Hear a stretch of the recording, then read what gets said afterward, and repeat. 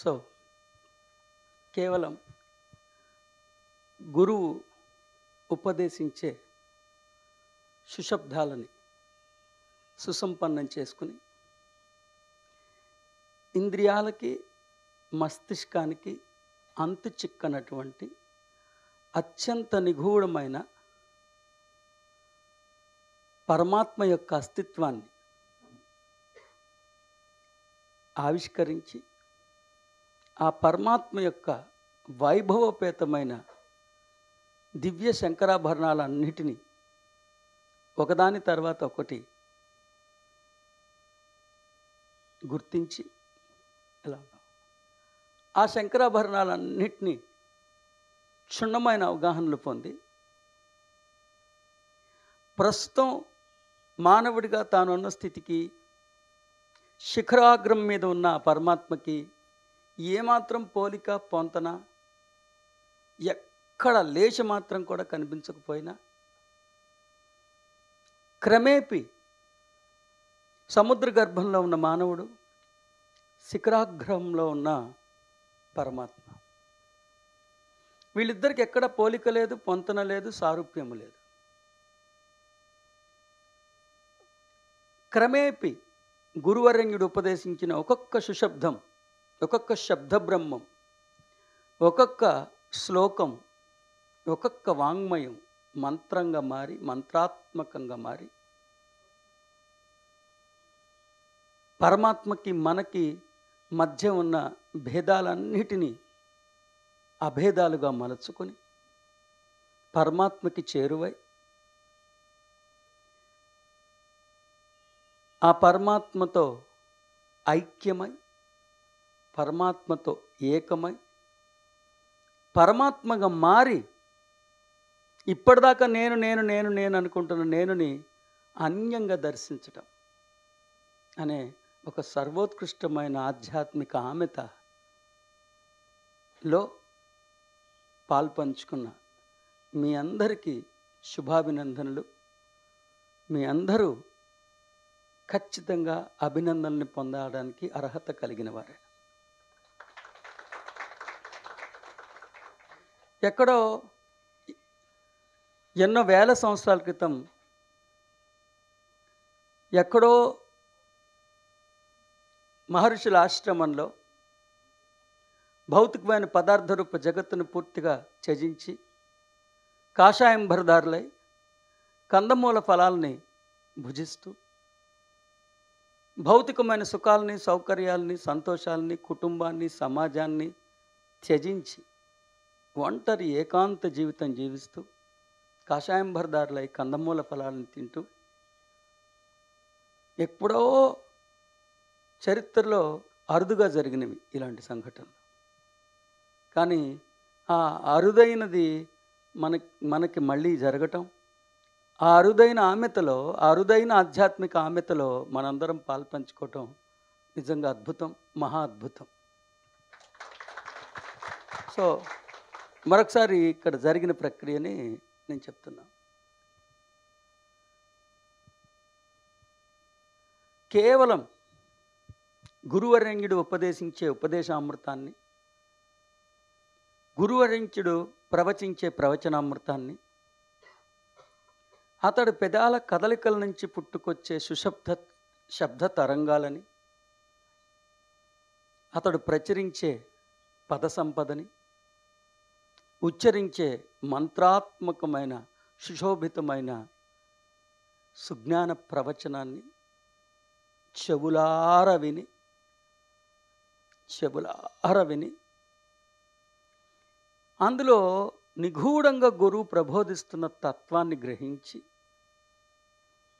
గంభీర దర్శనానికి ఉద్ధరించుకుని ఇంద్రియాలు ఎంత వెతికినా పసిగట్టలేని మానవ మస్తిష్కానికి అంతు చిక్కని హృదయాంతరంగంలోనే అంతర్లీనంగా సజీవంగా ఉన్న అంతర్యామి యొక్క అత్యంత నిగూఢమైన అస్తిత్వాన్ని పసిగట్టగలిగి, పసిగట్టిన వెంటనే దాన్ని ఆవిష్కరించి అక్కడితో సరిపెట్టుకోకుండా అత్యంత నిగూఢమైన పరమగోప్యమైన హృదయాంతరంగంలోనే కొలువై ఉన్న ఆ పరమాత్మ యొక్క దివ్య శంకరాభరణాలు, అతడి ఆధ్యాత్మిక విన్యాస లీలాకేళి వినోదాలన్నిటినీ, అతడి తీరుతెన్నుల్ని, అతడి అత్యంత వైభవోపేతమైన స్వరూప స్వభావ ప్రభావాలని ఒక్కొక్కదాన్ని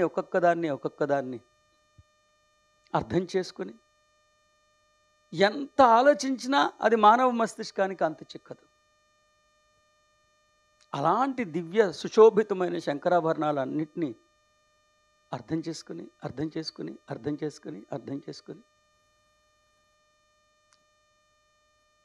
ఏమాత్రం ఇలాంటి సాధ్యం కాదని చెప్పుకుని ఒక్కోసారి వ్యక్తిత్వానికి తెలియకుండానే దాన్ని కప్పిపుచ్చి, దాన్ని మైమరిపింపజేసి, దానికి ఇష్టమైన అది ఆడుకోవడానికి కావాల్సిన ఆట వస్తువులన్నీ ఇచ్చి, ఒక్కోసారి దాని పంతాన్ని నెగ్గించి మనం రహస్యంగా పరమాత్మ యొక్క దివ్య శంకరాభరణాలని ఒకదాని తర్వాత మరొకటి సుసంపన్నం చేసుకుని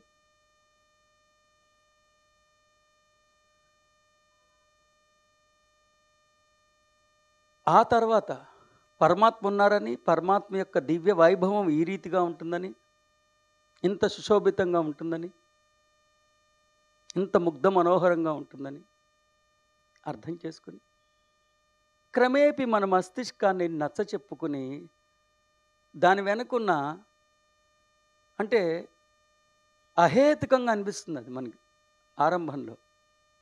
అది అహేతుకం కాదు, సహేతుకమే అని దాని వెనుకున్న విజ్ఞానాన్ని తెలుసుకుని, అలాంటి సంభవమే అని చెప్పడానికి వెనుకున్న శాస్త్రీయతను కూడా గురువరేణ్యుడు ఉపదేశిస్తే ఆ ఉపదేశామృతాన్ని సైతం మనం ఆహ్వానించి ఆ అసాధ్యం వెనక ఉన్న శాస్త్రీయతని, అలాంటి జీవన విధానం వెనక ఉన్న శాస్త్రీయతని సైతం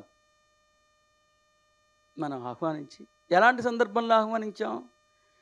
ఎక్కడ ఇది నమ్మటంకి పాసిబిలిటీ ఉందని అనుకోలేము మనం.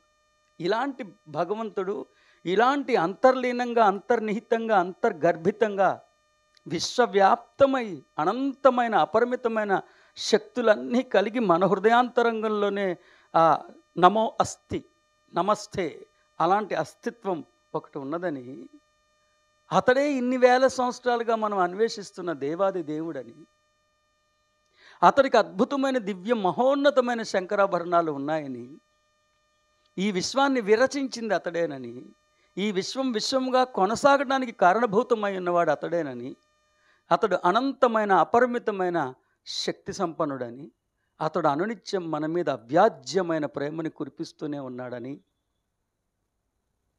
అర్థం చేసుకోవటం. ఎలాంటి ప్రదేశంలో? పంచభూతాలతో పరినిర్మితమైన పాంచభౌతిక దేహాన్ని ధరించి పంచభూతాత్మకమైన పదార్థ రూప జగత్తులో జీవిస్తున్నప్పుడు అనేక రసాయనాలతో పరినిర్మితమైన ఈ శరీరం, ఓ చంపన అసురుడు, ఓ చంపన సమాజం, ఓ చంపన మతం, ఎక్కడ అంతర్ముఖీనమైన దృక్పథానికి ఆస్కారమే లేనటువంటి ఈ ప్రదేశంలో ఉండి దాన్ని అసలు హృదయాంతరంగంలో ఉన్న పరమాత్మ యొక్క అస్తిత్వాన్ని అర్థం చేసుకుని ఆమోదించిన వాళ్ళ సంఖ్య అరుదుగా ఉంటే, మీరు అర్థం చేసుకోవటం, ఆమోదించటం, అక్కడికి సరిపెట్టుకోకుండా మళ్ళీ మరింత ముందుకెళ్ళగలగటం. తర్వాత ఇక పరమాత్మ యొక్క శంకరాభరణాలు, ఆద్యాంతము వర్తించని అజరామర మూర్తి. ఆయన ఆయుష్ శాశ్వతం, ఆయన పరిధి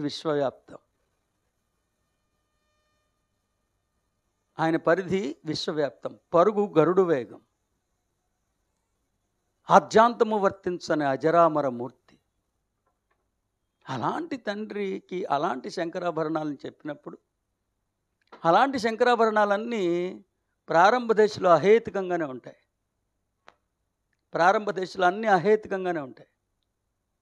ఎక్కడ నమ్మశక్యం కాదు. హేతుబద్ధమైన ఆలోచన సంవిధానానికి మన మస్తిష్కం అలవాటు పడి పంచేంద్రియాలతో ధృవీకరించలేనిది, పంచభూతాల స్థూల ధర్మాలకి అతీతముగా ఉన్నదాన్ని దాన్ని అర్థం చేసుకోవడం, దాని శంకరాభరణాలని జీర్ణించుకోవడం అసాధ్యం ఇంచుమించు.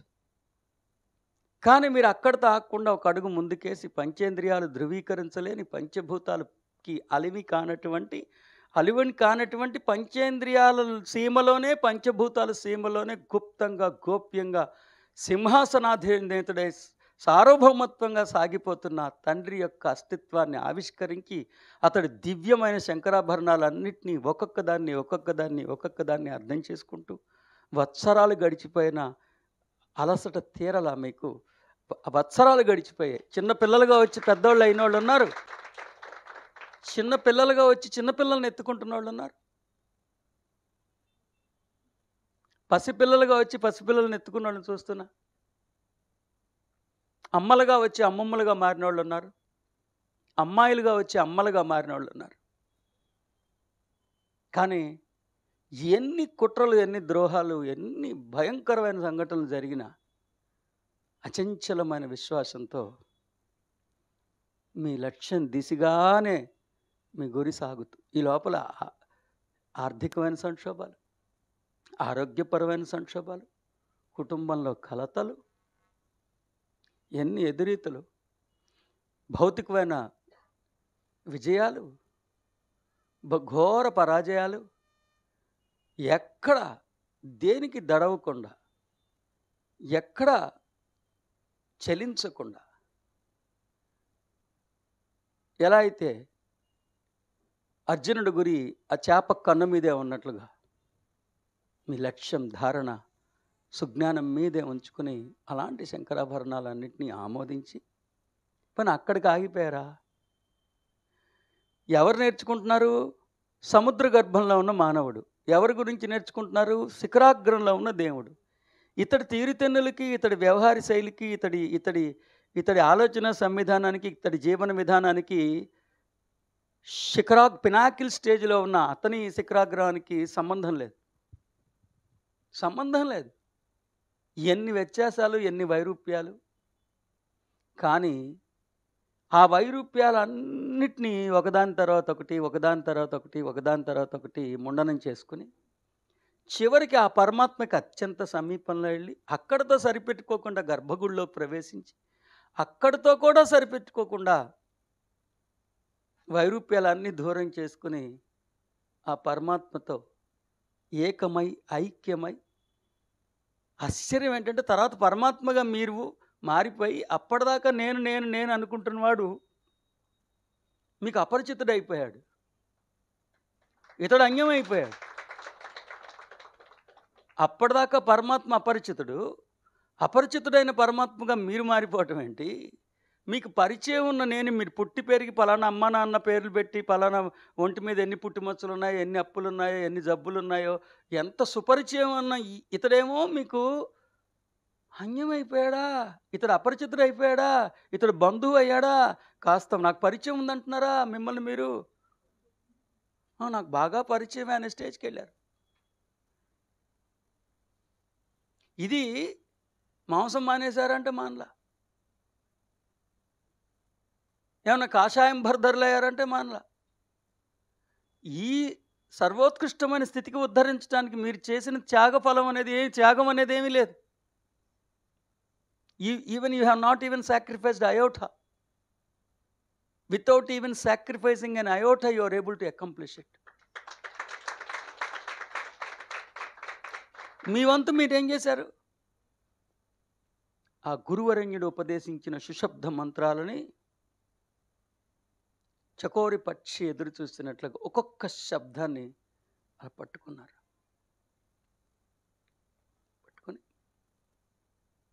ప్రతి ప్రవచనంలో గురువు నా ఆలోచన సంవిధానం నుంచి ఏ అంశాన్ని ముండనం చేయడానికి ప్రయత్నిస్తున్నారు, ఏ ఆలోచన సంవిధానంలో ఏ అంశాన్ని ఇముడ్చుకోమని అలంకరించుకోమని చెప్తున్నారు, తదనుగుణ్యంగా మీ ఆలోచన సంవిధానాన్ని మార్ధవంగా మలుచుకున్నారు.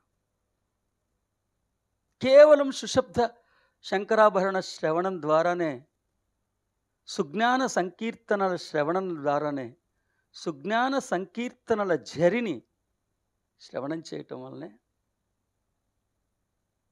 ఉప ఆసన వలనే, గురువుకి అత్యంత సమీపంలో ఆసీనుడై ఉండటం వల్లనే మానవత్వాన్ని ఉపాసన చేయటం వల్లే ఇంత సర్వోత్కృష్టమైన స్థితికి ఉద్ధరించుకున్నది నిజంగా చరిత్రలో చాలా అరుదైన కమనీయమైన ఆధ్యాత్మిక ఆమెతని మళ్ళీ మళ్ళీ మళ్ళీ మళ్ళీ మీకు చెప్తూనే ఉన్నాను. ఎస్, సి ఇన్ దిస్ సనాతన సాంప్రదాయ, in the ancient days, in the ancient civilizations, we were made to believe that there used to be some ashramams conducted by some saints, some scholarly beings, some master teachers who are beyond human beings. They know something pretty well. They know something pretty well which no human being knows. Every human being knows that they knew something else which I do not know. They were knowing some mystical knowledge. They were, with the help of that mystical knowledge, they were able to do some miraculous performances. People who used to witness those miraculous performances, but they were never apprised of that mystical knowledge which is the cause of these miraculous performances.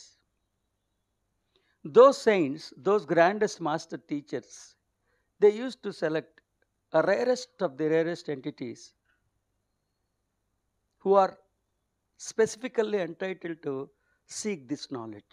The seekers were being selected by, chosen by the grandest gurus after analyzing their character, after pursuing their thinking pattern. A rarest of the rarest entities were selected. And they used to train them, they used to teach them, they used to mold their thinking pattern accordingly. The astonishing thing is, one saint, one grandest master teacher might be able to successfully train only one entity or two entities or three entities in one particular incarnation. So, over a span of period, that particular teachings, that particular modus operandi got vanished. It is almost not seen nowadays. Entire spirituality is contaminated with all the nonsense and the unwanted stuff. Forget about super consciousness. Everybody, in the name of super consciousness, they are riddled in superstitious. In the name of I am, they are riddled in illusions. Forget about contemplation. They are involved in contamination. In the name of contemplation, they are involved in contamination. The ideal worship has become idol worship. The ideal worship has become idol worship and ideal worship. In this phenomenon, in this stage, at this juncture, when the worst scenarios are happening on this terra,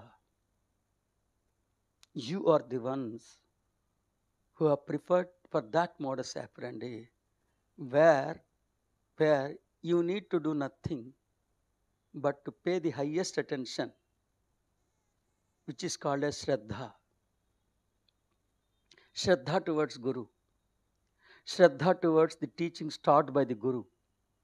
Shraddha towards the eloquence uttered by the Guru. Shraddha towards the inside the dimension of the Guru. Carefully, bit by bit, every single sentence uttered, every word uttered, you have incorporated into your thinking pattern. You have molded your thinking pattern accordingly. In every class, you have analyzed my teachings. In this particular class, what my Guru wants to inculcate into my thinking pattern, what my Guru is asking to discard from my thinking pattern. In every class, in every suggestion, in every teaching, there is Vibhag and there is Yog. Kshetra, Kshetragna, Vibhag, Yog. Vibhag is that which should be discarded. Yog, that which should be enriched within you. You have molded your thinking pattern accordingly. In the meanwhile, you have several threats from your personality, from the society, from the religion, from the senior students. In your house, in your day-to-day affairs, you have faced so many problems. In spite of the conspiracies hatched by your personalities, still your guru has been trying to plant the seed in your thinking pattern, and he has nurtured that seed with the knowledge day by day. You have allowed your guru to do accordingly, and eventually the enlightened beings are here. Eventually the enlightened beings are here. It is magic, it is miracle, and I am fortunate to have all of you in my life. That I can say. I am fortunate enough to have all of you in my life. Without you, it would have been impossible for me to reach my task. Without your cooperation, your participation, your sincere approach towards knowledge, it would have been impossible for me to accomplish what I accomplished today. I can make it very clear. మీరు కానీ ఉండి ఉండకపోతే ఇవాళ నేనున్న స్థానంలో ఉండి ఉండటానికి అవకాశమే ఉండేది కాదు. మీరు ఆ శ్రద్ధ వహించి ఉండకపోతే, మీరు ఎన్ని కుట్రలైనా మీ గురువు దగ్గర నుంచి తప్పి ఉండి ఉండకపోతే, గురువు అయిన నేను నా గురుతర బాధ్యతలను నిర్వహించడం సాధ్యమై ఉండేదే కాదని మీ అందరూ నా జీవితంలోకి అరుదించి నా జీవితాన్ని ఒక సఫలీకృతంగా చేసి నేను భూతల నుంచి నిష్క్రమించినప్పుడు నా సహోదరుల మధ్యలో తల ఎత్తుకుని సంబరం జరుపుకోవడానికి కారణభూతమై ఉన్న మీకు మరొకసారి నమస్కరించుకుంటూ ఇవాళ సదస్సుని ఆరంభించుకుంటున్నాను.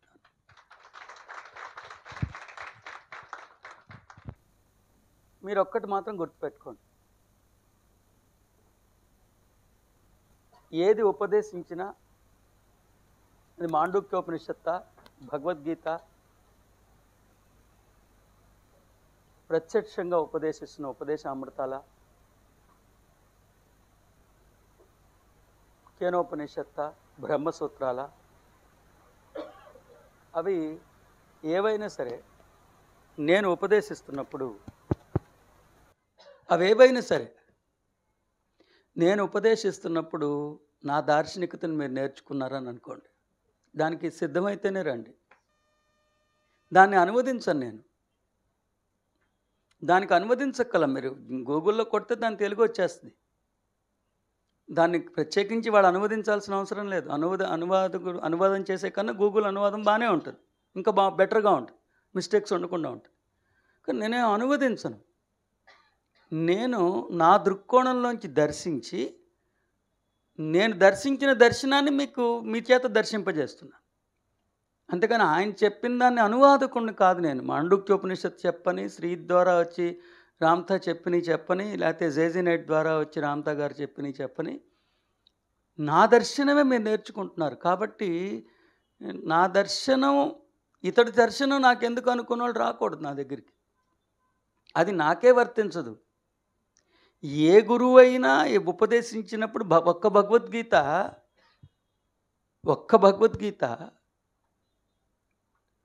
ఒక్క శ్రీకృష్ణుడు ఒక్క అర్జునుడికి చెప్తే ఇన్ని భాష్యాలు ఎందుకు వచ్చాయి?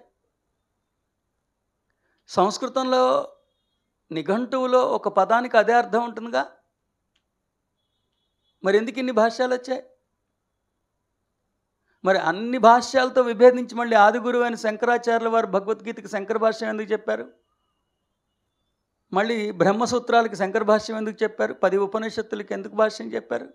మరి శంకరాచార్యుల వారు చెప్పిన భాష్యం అయిపోయిన తర్వాత మళ్ళీ అనేక మంది గురువులు ఎందుకు భాష్యం చెప్పారు? మళ్ళీ యథాతథం ఎందుకు వచ్చింది? శంకర భాష్యం వాళ్ళు చెప్తే. సో మీరు అర్థం చేసుకోవాలి, ఏ గురువు ఉపదేశిస్తే ఆ గురువు యొక్క దర్శనమే మీరు నేర్చుకుంటున్నారని. ఆ నిర్దిష్టమైన అంశం పట్ల ఆ నిర్దిష్టమైన గురువు దర్శించిన దర్శనాన్నే మీరు నేర్చుకుంటున్నారు. సో మాండుక్యోపనిషత్తు పాఠ్యాంశం. నా ఉద్దేశంలో అద్వైతానికి మాతృగర్భాలయం మాండుక్యోపనిషత్తు. అద్వైత దర్శనానికి తల్లి వంటిది, మాతృగర్భాలయం వంటిది మాండుక్యోపనిషత్తు. అప్పటిదాకా అద్వైతం కేవలం పదాలకి పరిమితం అయిపోతే, పదాలలో ఉన్న యథార్థాన్ని దర్శింపచేయగలిగే దర్శనం మాండుక్యోపనిషత్తు. మాండుక్యోపనిషత్తు అద్వైతానికి మాతృమూర్తిగా నేనైతే భావిస్తున్నా. మరి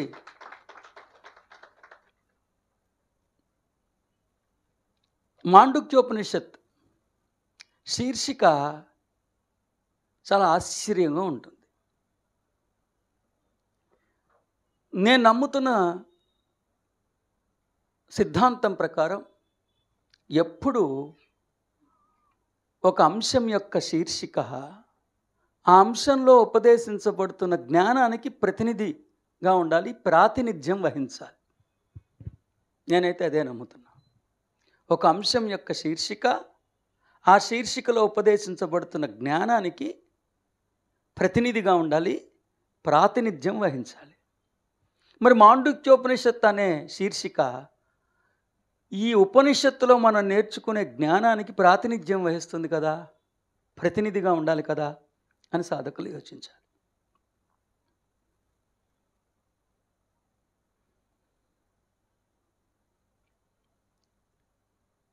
సరే, ఎవరి దర్శనం వారిది. నా దర్శనం మాండుక్యోపనిషత్తు మండూకంతో ఎందుకు పోల్చారంటే అంత జటిలమైన అంశం, ఎక్కడ మానవుడికి నమ్మశక్యంగా ఉండనటువంటి అంశం, ఎక్కడ మానవ మేధస్సు జీర్ణించుకోలేనటువంటి అంశం,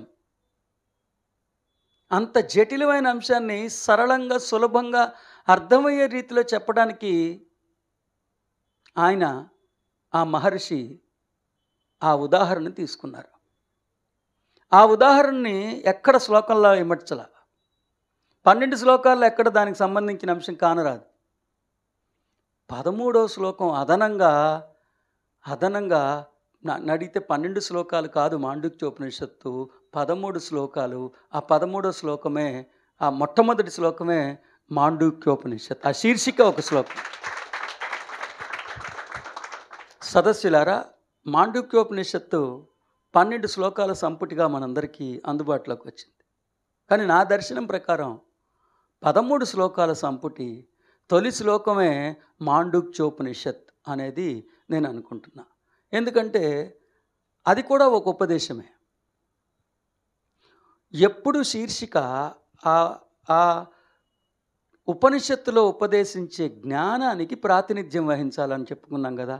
అంటే మండూకంలో ఏదో ఉపదేశం ఉంది. మొట్టమొదటిగా మాండుక్యోపనిషత్తు అనగానే నేను దర్శించిన దర్శనం, మానవ సంతతి ఏమాత్రం జీర్ణించుకోలేనటువంటి అంశాన్ని, జటిలమైన అంశాన్ని చాలా సులభతరంగా ఉపదేశించడానికి ఆయన ఒక ఉదాహరణ ఎంచుకుని ఆ ఉదాహరణతో పోల్చి చెప్పారు. సో మాండుక్యం అనేది, మండూకం అనేది ఒక ఉదాహరణ. అక్కడ మీరు ఋషి యొక్క సమర్థతని మీరు ఆలోచించాలి. అంత జటిలమైన అంశాన్ని చెప్తూ ఆయన ఒక కప్పని ఉదాహరణగా ఎంచుకున్నారు. ఆయన ఏం చేశారు? కప్పని ఉదాహరణగా ఎంచుకున్నారు. రెండోది, ఈ మాండుక్యోపనిషత్తు అని ఆయన శీర్షిక ఎంచుకున్నారే, ఆ శీర్షికకి సంబంధించిన వివరణ ఎక్కడ 12 శ్లోకాల్లో కానరాదు. ఎక్కడ 12 శ్లోకాల్లో కానరాదు. ఆ పదప్రయోగం కూడా చేయలా, దాన్ని ఎక్కడ పోల్చలా, నేను పోలుస్తున్నానని ఋషి చెప్పలా. కానీ 12 శ్లోకాల్లో మండూకంలాగానే ఉంటుంది. 12 శ్లోకాల్లో మండూకం ఉంటుంది, మనకు కనిపించదు. మండూకం ఉండటం అంటే మండూకం యొక్క తీరుతెన్నులు ఉంటాయి, మనకు కనిపించవు.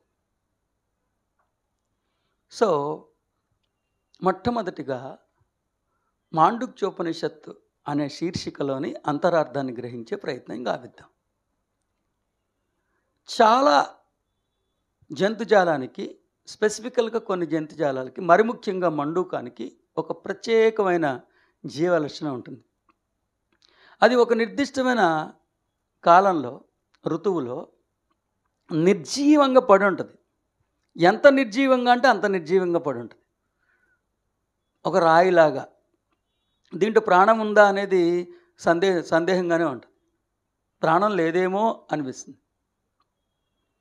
కానీ ఒక నిర్దిష్టమైన ఋతువు వచ్చి, ఆ నిర్దిష్టమైన ఋతువులో ఓ చల్లని చక్కని వాన చినుకుని తను ఆస్వాదించడం మొదలుపెడితే, ఒక్క క్షణంలో పునర్జీవించడం మొదలుపెడుతుంది. ఒక్క క్షణంలో తన జీవితాన్ని పునఃసంప్రాప్తించుకోవటం మొదలవుతుంది అనేది మనందరికీ తెలుసు.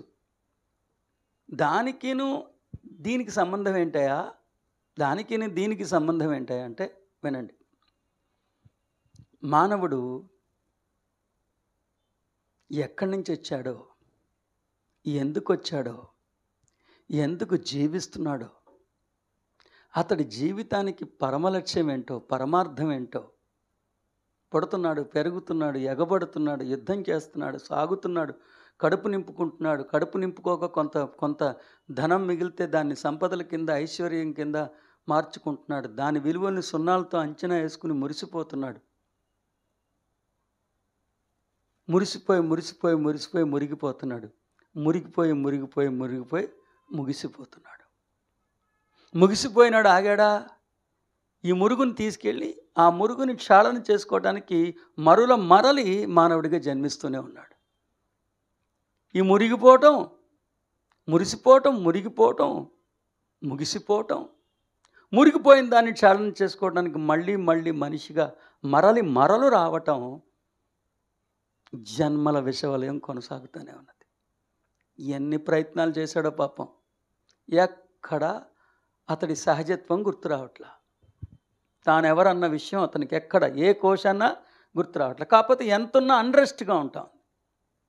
కాకపోతే ఎంతున్నా ఒక అశాంతి వెంటాడుతుంది, ఒక అభద్రత భావం వెంటాడుతాం. ఎంతున్నా సరే ఒక అశాంతి, ఒక అభద్రత భావం వెంటాడుతుంది. ఆ అభద్రత భావం సొంత ఇల్లు వస్తే పోద్దేమో అనుకున్నాడు, సొంత ఇల్లు వచ్చింది. లేదు నా ఇల్లు కనీసం 2 ఎకరాలు ఉంటే పోద్దేమో అనుకున్నాడు, 2 ఎకరాలు ఉన్న ఇల్లు వచ్చింది. పెళ్ళి అయితే పోతుందేమో అనుకున్నాడు, సంతానం అనుకున్నాడు, పేరు ప్రఖ్యాతులు అనుకున్నాడు, పదవి అనుకున్నాడు, అధికారం అనుకున్నాడు, ఆధిపత్యం అనుకున్నాడు. ఇవన్నీ వస్తున్నాయి. కానీ మొదటిలో ఏ అశాంతి కోసం వీటన్నిటిని పొందడానికని ప్రయత్నించాడో అశాంతి మాత్రం అతడిలో ఉంటానే ఉంది. ఏంటి అశాంతి కారణం? తానెవరో తాను విస్మరించటం. ఏంటి? సరిగ్గా ఇన్ని వేల సంవత్సరాల నుండి తన సహజత్వాన్ని మరిచిపోయి మానవత్వంలో మైమరిచిపోయి జీవిస్తున్న అతడికి, తన సహజత్వాన్ని మరిచిపోయి మానవత్వంలో మైమరిచిపోయి జీవిస్తున్న అతడికి ఈ ఉపనిషత్తులో ఉపదేశించిన ఉపదేశామృతం చెప్తే ఒక్క క్షణంలో అతడు పుట్టినింటి చిరునామాని స్మరిస్తాడు. తానెవరో తాను గుర్తెరగని ఆరంభిస్తాడు. తన సహజ నిజ దివ్య వైభవాన్ని క్షణకాలంలో అతడు సుసంపన్నం చేసుకుంటాడు. మరుల దొరలా జీవించనారంభిస్తాడు. మళ్ళీ అతడిలో అద్వితీయమైన అద్వైత జ్ఞాన సుధా సౌరభాలు మళ్ళీ స్ఫురించనారంభిస్తాయి. మళ్ళీ ఈ అప్పటిదాకా రాయిలా ఉన్నవాడు అప్పటి నుంచి దేవదేవుడిగా జీవించనారంభిస్తాడు. స్పృహ మరిచిన మండూకం ఒక్కసారి ఆ చల్లని చక్కని వాను చినుకు పడగానే మళ్ళీ పునర్జీవించనారంభించిన రీతిగానే ఇన్నాళ్ళు నిర్జీవంగా పడి ఉన్న దేవదేవుడు ఈ ఉపనిషత్తులో ఉపదేశించే శ్లోకామృతాన్ని తనివి తీరా అతడు గ్రోలితే క్షణకాలంలో అతడు మళ్ళీ తన నిజ దివ్య వైభవాన్ని పునఃప్రాప్తించుకుంటాడు. ఈ పోలికతో అతడు మండూకాన్ని తీసుకుని మాండుక్యోపనిషత్తుగా పెట్టారేమో అని నేను దర్శిస్తున్నా. ఆఫ్ కోర్స్ అనేక మంది అనేక రకాలుగా చెప్పుకుంటూ వచ్చారు. కొంతమంది కూడా చెప్పారు. మండూకం నుంచి కూడా మనం పెద్దలు నేర్చుకుంటూ వచ్చారు. మన ఋషులు అన్నిటి నుంచి నేర్చుకుంటూ వచ్చారని. నిజం కూడా అవ్వచ్చు, నేర్చుకోవచ్చు, తప్పేముందంటావు.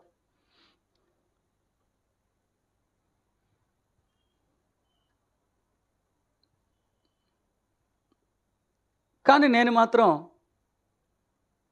ఇంత జటిలమైన అంశాన్ని ఇంత సరళంగా సులభతరంగా చెప్పటానికి వారు ఈ ఉదాహరణ ఎంచుకున్నారేమో నేనైతే భావిస్తున్నా. జయస్తు.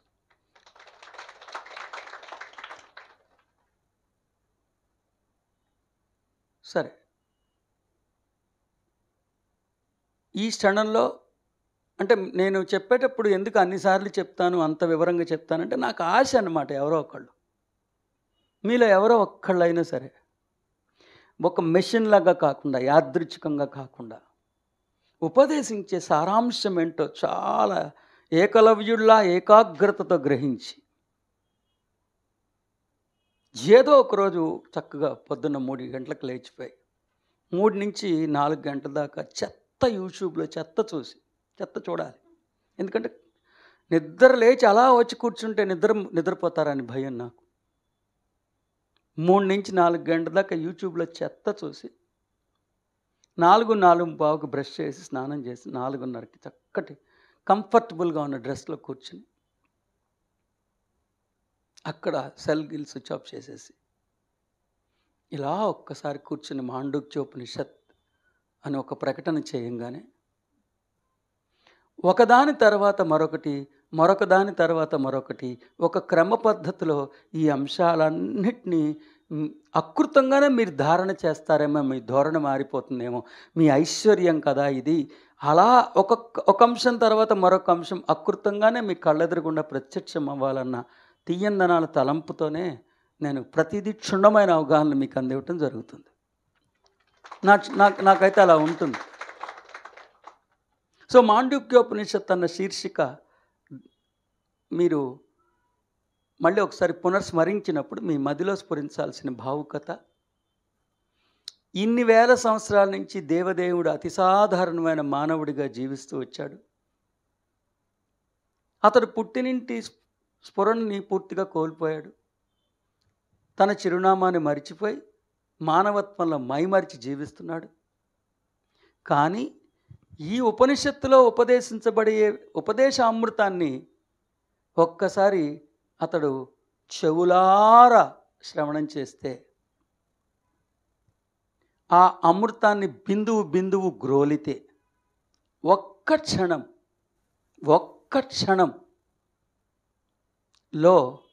అతడు మళ్ళీ సముద్ర గర్భం నుండి శిఖరాగ్రభాగానికి ఉద్ధరించుకోవటం సుసాధ్యమే అనేదే మీ మదిలో స్ఫురించాల్సిన భావం.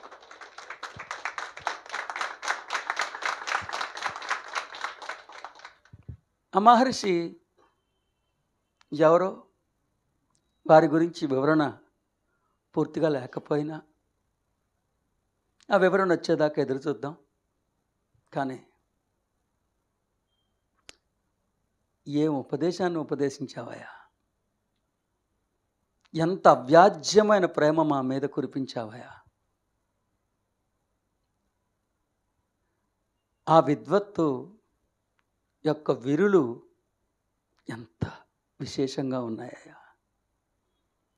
అది కదయా విద్య అంటే. అలాంటి విద్యని ఆర్ధించే మాలాంటి వాళ్ళ కోసం విద్యను అందించిన నిన్ను స్మరించకుండా, నమస్సుమాంజలిని సమర్పించుకోకుండా, వినయ విధేయతలతో నీ పాదపద్మముల వద్ద మా శిరస్సు మోకరించి ఉంచి వినయంతో ఆ విద్యని మాకు ఉపదేశించమని అర్థించకుండా, ఇంత ఉపదేశాన్ని ఉపదేశించిన నీకు కృతజ్ఞత తత్తుల్ని తెలియచేయకుండా ఎలా ఉండగలుగుతామయ్యా?